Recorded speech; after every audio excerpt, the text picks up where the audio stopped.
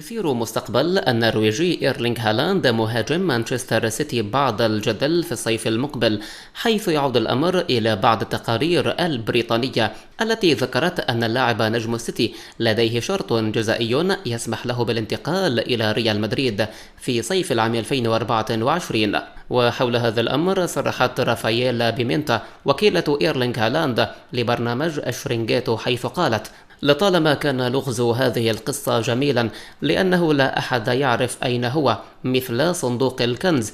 وأضافت: الباب المفتوح يمكن أن يعني الكثير من الأشياء، يمكن للاعبين أن يشعروا بأنهم يملكون مصيرهم في أيديهم. وختمت: في الوقت الحالي لا يزال هالاند لاعبا في سيتي، ويواصل القيام بالشيء الذي جعله أكثر المهاجمين رعبا على هذا الكوكب، وهو تسجيل هدف تلو الآخر.